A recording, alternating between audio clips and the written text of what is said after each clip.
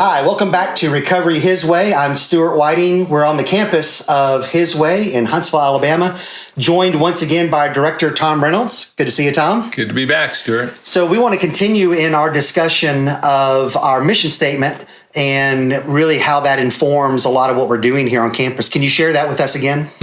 Yeah, our mission statement, which kind of does become foundational to everything we do, begins with the first statement: reclaim men from a life of addiction, which is obviously the first part we've discussed, rebuild their lives in spiritual sobriety, and then the last thing is, and restore them to Christ-like service in the community.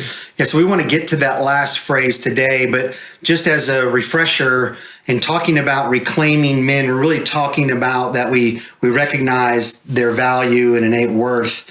And I know a lot of our guys maybe come in and don't know that about themselves, or maybe worse than that, they have a lot of negative thoughts about that. Oh, absolutely. I mean, there's a lot of what we talk about negative self-talk. You know, it's kind of that playing those tapes and keep telling yourself about what you see in the mirror, or just kind of that negative, you got to beat down yourself. Yeah. And, you know, that's where the worldview, the Christian worldview really is quite separate from a lot of others' voices that are out there about you're not just what you're worth based on what you produce or, what you can accomplish, but really just because you're made in the image of God and He's called you for a purpose. And then we move on to restoring, and we talked at length about generally when guys come, there's an immediacy to some physical situations or circumstances that need to be addressed and are really all that can be seen in that man's life at that point. And we certainly are trying to address that, but moving beyond that to this idea of spiritual sobriety. Right. I mean, I think really getting wholeness within. I mean, kind of, we want to work from the inside out with with all the guys that come here. So really helping them gain a sense of spiritual sobriety, and then see that then work itself out in their lives becomes not only the rebuilding part in terms of the reconciliation and that sense of wholeness, but also gets to the last part about restoring them, because it's that working that out that then goes from just their personal situation out back into the community. Yeah, so let's talk about what we mean when we say restoring men to Christ-like service in the community. Right. Well, for people listening or watching this too that are exposed to any kind of addiction, it doesn't have to be just an addict, but fundamentally, an addict deals with life from a taking vantage point.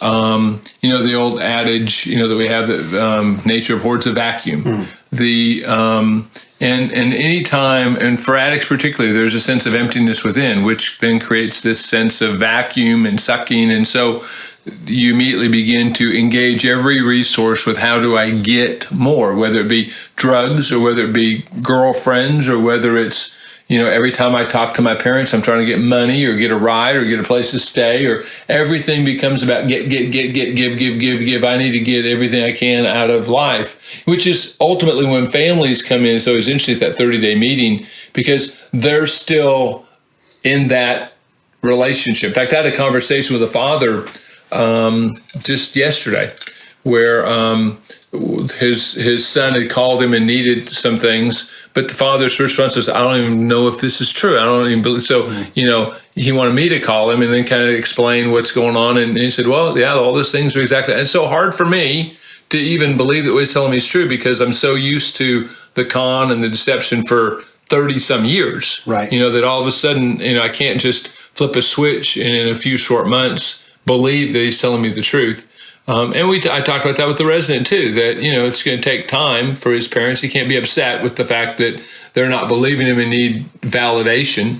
That's reasonable. It may be reasonable for a long time in terms of rebuilding and restoring that relationship. Yeah, it seems like that must be one of the real tough things in dealing with the families, that they certainly have a lot of love for their son or their husband or father or whatever it may be. And yet there's this other history now, and quite lengthy history oftentimes, of we don't even know how to have a normal relationship with him. Right, and there's such a dramatic change because, about the time that most of these guys come into our program, they've just left their families in devastation, in havoc. I mean, it was chaos. I mean, it might have been, It might have been a domestic violence situation just, a few days before they entered the program, or they got a bunch of stuff stolen from them because they were out stealing stuff or whatever it was. And so now they've come in, and when they come back into that 30-day meeting, just 30 days after all that, they're still kind of there, and the resident may have really grown a lot during the time, typically does. And so, now the family has to start catching up with where that person is, and they're still dealing with a lot of resentment, bitterness over the things that had happened, 30 days before, and then a track record of those things over the years. So, that's a big change. And so what we obviously teaching our guys that they have to be patient with the fact that their support community may take longer than they would like for them to kind of jump on the bandwagon of this new transformation that God's bringing about in their lives. It may take time. And I think it's important, I always try to instruct families that it's important that they be honest about that. I think a lot of times families feel resentment, feel suspicion, feel hesitation, but they don't want to burst their bubble. They don't want to hurt their feelings. And so then they'll be stuck in a bad place because they can't be totally honest. And so they're kind of secretively not trusting while they're acting like they're trusting. And then people read through that quickly, and you see that people aren't being genuine honest. And so one of the things that we try to have a conversation about in those family meetings is, hey, the family's needing to recover as much as the addict needs to recover. And their recovery may take longer, and they're not in a program to do it. So it's, it's just intercepting that at different points instead of a full, 24/7 kind of environment to do that. So I think that's really is important in the process.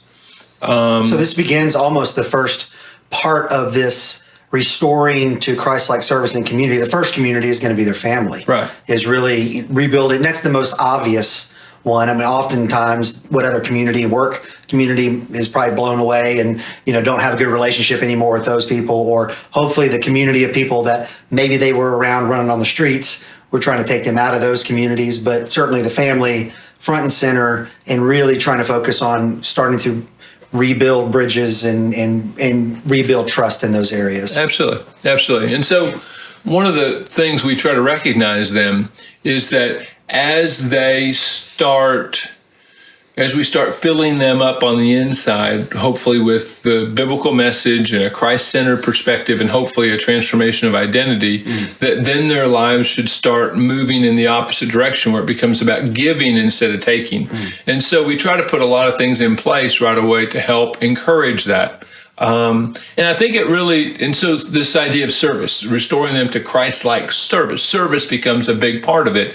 We from the very inception of their arrival here, we've been doing the feeding the homeless thing every Saturday, and we encourage the guys, get up, let's go do that together. And it's been interesting because I've talked to the guys who've come back recently and talk about how they want to do it different this time, that they didn't get everything they could have out of the program. And one of the things is, I never got up on Saturday morning. I never got up and did that. I never turned the corner on service. And really, I was thinking of the program in terms of what can I get out of the program instead of how do I give to others. And so one of the things they were emphasizing is the need to get up on that Saturday morning early, leaving here at 6:30 in the morning, getting down there, helping to feed the homeless and helping to give becomes an important part of the formula and this transformation we're talking about. Yeah, and there's the path of least resistance principle that water and electricity follows, and most people follow that, and that's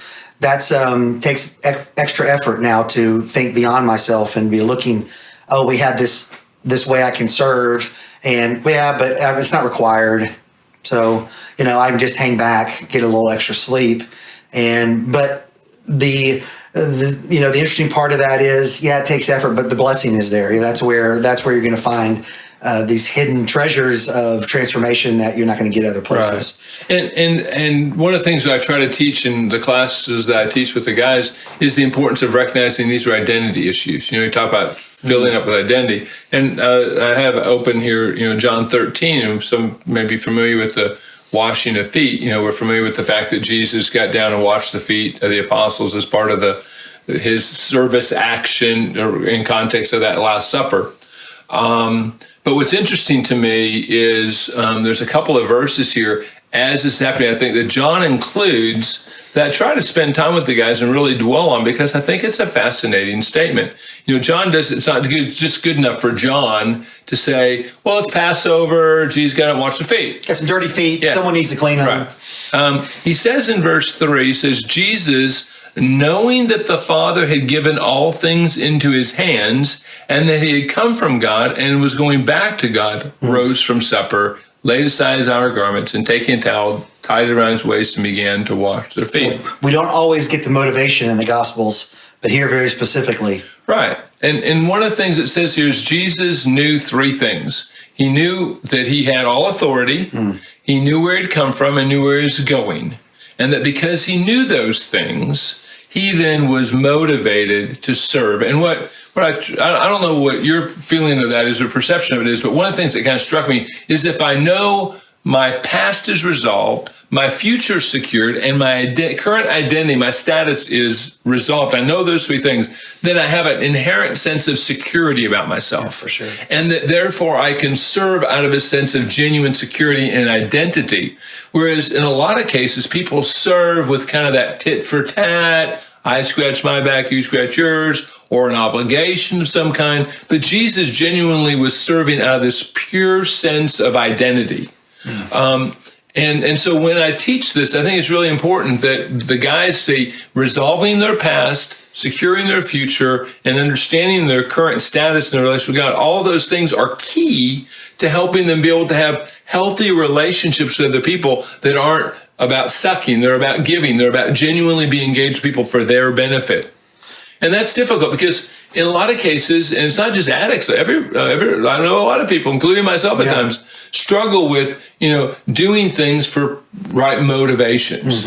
You want to help these people because, hey, I owe them, or if I do that for them, they might help me out later in the future. One of the illustrations I give to the guys sometimes is, have you ever held the door open for somebody, have them walk through and not say thank you, and you're mad about it? Right. Because you're really expecting something back. Whereas a genuine servant is simply serving because I view myself as a person who holds doors.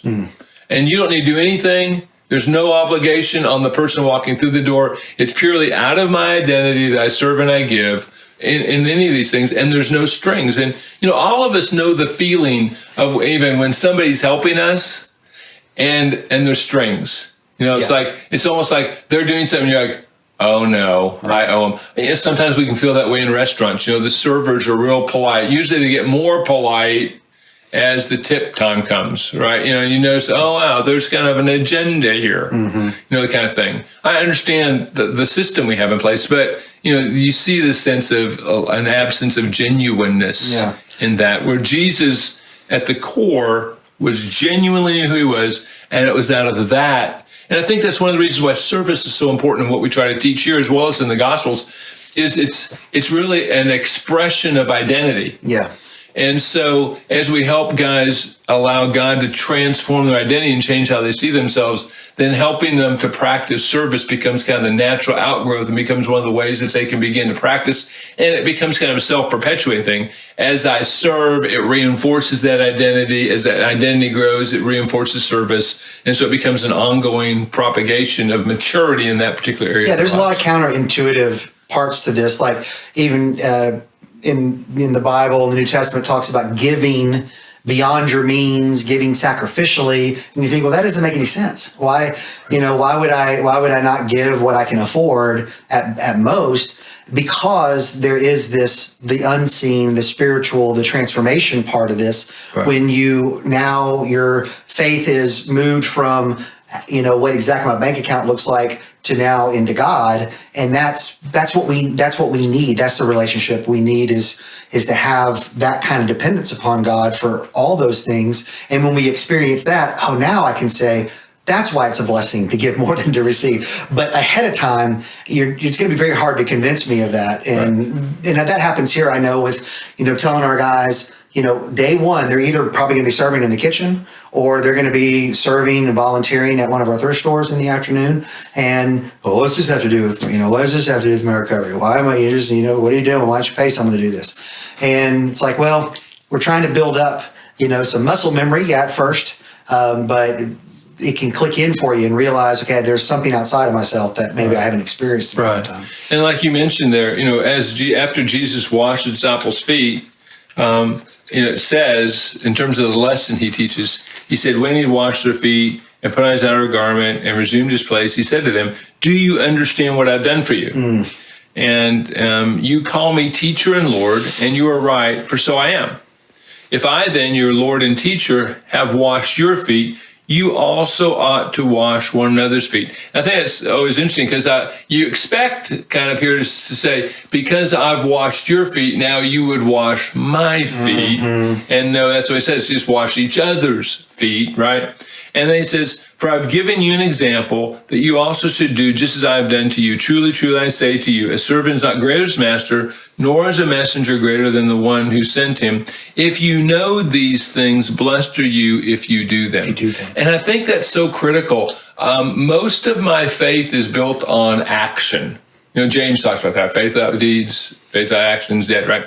So it's not that, my doing is the obligation of my faith. It's an experience of my faith. It becomes the way in which that muscle memory is built. And he says here, you're blessed when you do it. You're not blessed when you know it. You're not blessed when you realize it. You're not blessed when you think about it. You're blessed when it becomes a practical expression of your life. And I think that's one of the things we want to help our guys do is have concrete ways that they can begin to express back. And I think that's a big paradigm shift in terms of what we do here, because they walk through the door having gotten to the point that they burnt everybody out and burnt all their bridges. And we're just maybe one more source of the getting. Right. And now now it's just, we're become the new one, because what happens is they bounce from person to person, right? They've couch surfed from one friend to another until they spent all their bridges there. They've gone from relative to relative, and we become the next one that they're going to use to do the same thing. So that's what we're trying to do, is change that paradigm. And so that's why, from day one, we want them to be in the kitchen serving. We want them to be going to the volunteer at one of the thrift stores. We want them to get involved in giving and having and recognizing that they have resources in them that they can begin to pour out in other people and see themselves instead of just seeing themselves as takers. Yeah, I've seen some beautiful versions of that where maybe we have guys come in that can't read very well. And then, we don't have tutor volunteers here. And so we recruit someone within the residential makeup and say, hey, can you help? And man, that's actually phenomenal to see. Where now a guy, because it's not a big group effort, it's not it's not nebulous. It's, I need to help this person read this material and answer these questions, and that's very tangible. And at least the impression I've gotten every time I've seen that is what a blessing that, and it's realized by the one who is doing the helping in that way. I'm sure you remember when we had Patrick here. Patrick had a hard time with reading and comprehension, was basically illiterate. And Scott kind of came along and tutored him all the way through the program, and he executed everything on time. And they even graduated together, and it was this big celebration because it was really a mutual graduation in which Scott probably got more out of that than Patrick did, just by being able to serve Patrick that way and see that and the bond that created for them. Yeah, and you can't explain to someone how important that's going to be to them until they start to walk through it and spending time, and then you realize and reflect, wow, I'm really doing something meaningful for this. Not to get in that case, Scott could not get anything from Patrick. Long term. It was just the fact of serving. And, going back to John 13, you had the extreme version of that, right, where Jesus is washing Judas's feet for crying out loud. And it's like, we know as the story unfolds, he knows that his betrayer is among him in this story, and he's washing his feet, and he's washing Peter's feet. And what's he going to get from Peter? It's a flat denial. And so it is a great message for us not to be looking for the strings attached. And even, unfortunately, in our social media, day, I can document the whole thing, right? Like, hey, look what I'm doing for this person. And of course, Jesus has something to say, about that also, about don't be doing your good deeds to be seen by people. To be seen by people and get the applause. God knows, and it's its own reward. So that paradigm shift is critically important. And one of the pragmatic things I always tell guys, Jesus says, that, in fact, he says it right in here in John 13, right? When he kind of summarizes the commandments, love God with all your heart, soul, mind, and strength, and love your neighbor as yourself. Those are the two great commandments. And so what I always teach the guys and emphasize to them is, so be intentional each and every day. When you get up in the morning, I mean, the real practical thing we talk about sometimes is put your slippers way under your bed. So the first thing you gotta do is get on your knees to get your slippers. And so you spend that moment to pray, just to kind of humble yourself and pray and say, okay, as I begin the day, it's not about, so my first thought when I open my eyes and when my mind clicks on is not about me, which is an addict's thought, is how do I feel? What do I want? What do I need? What am I gonna get today? Who am I gonna call? But it's God and prayer.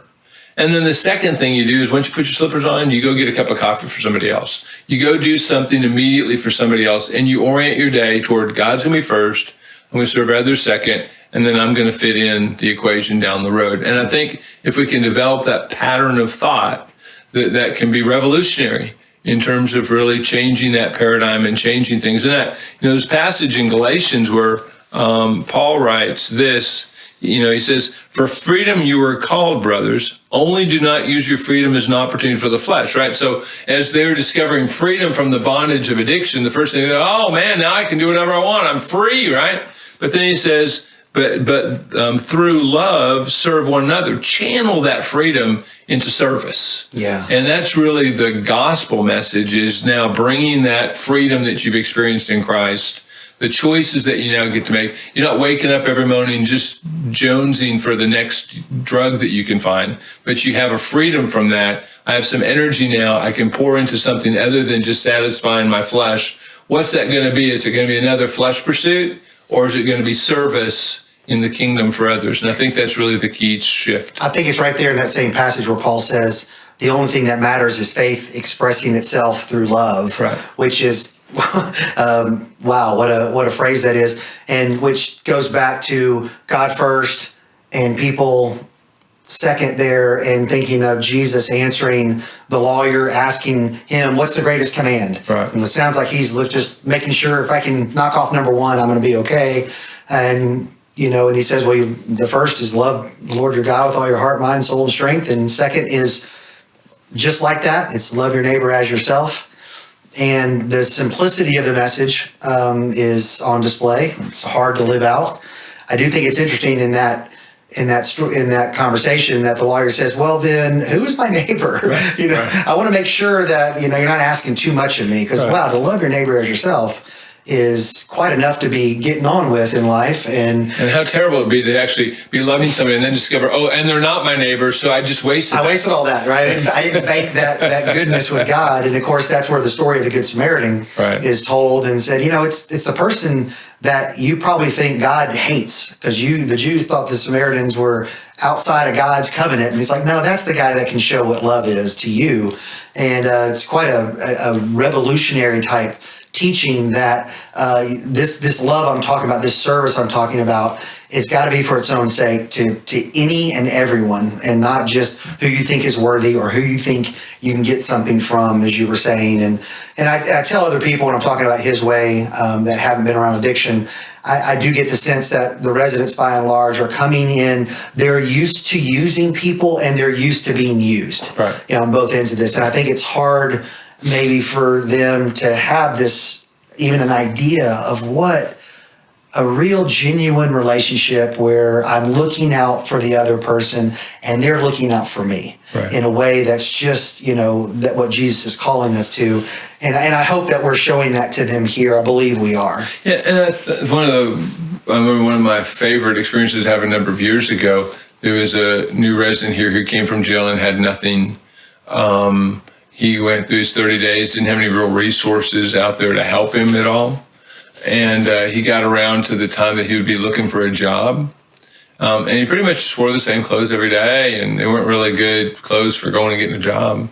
And all the residents got together, and they all here's my shirt. This will fit you. These shoes will fit. I think this belt works good. These pants look good. I think these socks match better than those socks. They got them all dressed up. And they literally paraded him into my office just to say, look, we got him ready for his job interview. Look what we've done. Yeah. And it's that kind of genuine service that just really resonates, the kind of love that I think Jesus is trying to instill within each of us. And, and I think I could name some names of graduates of the program who are part of staff or here on campus that really embody this, that they're the most giving, serving people in a way that would shame most, I would say most, I don't want to overstate it, but a lot of Christians that are, in kind of the bubble of Bible study, school, and church, and maybe aren't really actively a part of some sort of like really giving and really looking out for someone. Because some of the guys on campus, they'll open up their wallet when I know they don't have a ton to help someone in need, right. Or they'll inconvenience themselves for hours to go drive someone somewhere, because they know their identity. They have overcome an addiction. They have, they're in recovery, and they know, hey, this is what I want for this next guy too. I want to help them any way I can. Yeah, and the ultimate thing that I think really brings that transformation is, when you wake up every morning and you have a reason to get up, and it's for somebody other than you. Mm-hmm.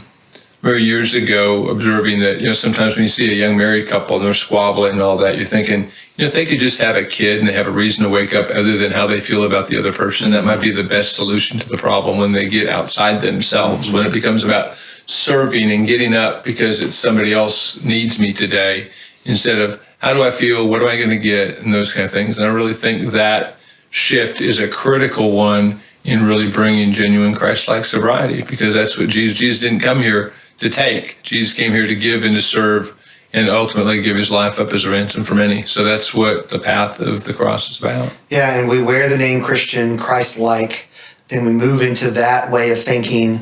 And, it's not just to fulfill a command as we're talking. It's really what we were built for. Mm-hmm. You can go back to page 1 of the Bible, created in his image and created to be in community. And unfortunately, that breaks down very quickly when sin enters the picture. But we're created to have a dominion over our realm, and that means, the true ruler or leader is the one who is making sure everyone in their sphere is taken care of. I'm looking out for your interest, even more than my own, because we're collectively, we're knitted together in a way that's very meaningful. That's right. And so appreciate that's at the heart of what we're doing here, and I think it does show through. All right, well, good conversation. Maybe we'll have one more week on our mission statement as we move on to some other things. And we appreciate you joining us today. And if you have any questions about the ministry, go check us out on the website at hiswayinc.org.